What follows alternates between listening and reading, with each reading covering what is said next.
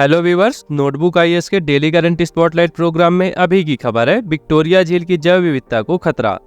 चलिए जानते हैं कि यह चर्चा में क्यों है। हाल ही में international union of protection of nature यानी IUCN द्वारा जारी की गई एक रिपोर्ट में कहा गया है कि स्थानीय आजीविका के लिए महत्वपूर्ण कई प्रजातियों सहित विक्टोरिया झील बेसिन की स्थानिक ताजा पानी की प्रजातियां विलुप्त हो गई हैं।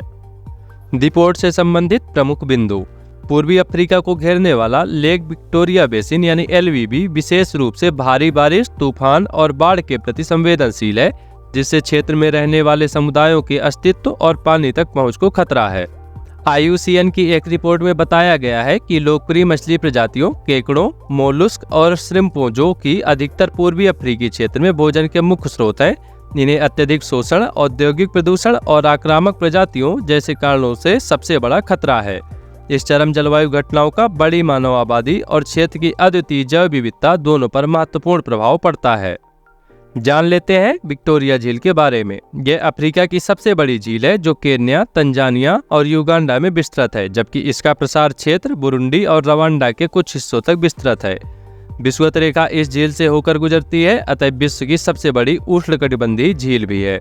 यह क्षेत्रफल के हिसाब से विश्व की सबसे बड़ी अलावर्ड झील में से एक है। इसका क्षेत्रफल 26,828 वर्ग मील है, यानी कि 69,484 वर्ग किलोमीटर।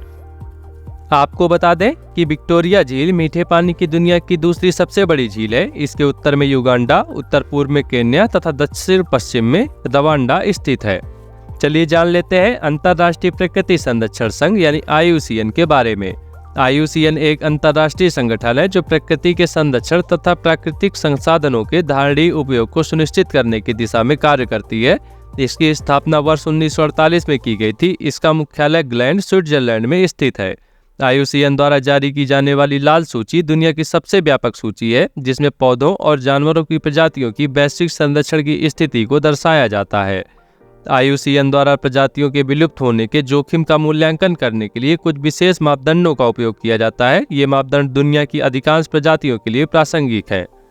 नजर डाल लेते हैं आज के प्रीलिम्स प्रैक्टिस क्वेश्चन पर। विक्टोरिया झील के संबंध में निम्नलिखित कथनों पर विचार करें। पहला है, यह झील बुरुंडी और रवांडा में विस्तृत है, जबकि इसका प्रसार केन्या, तंजानिया और युगांडा के कुछ हिस्सों तक विस्तृत है। दूसरा है, यह विश्व की खारे पानी की सबसे बड़ी झील है।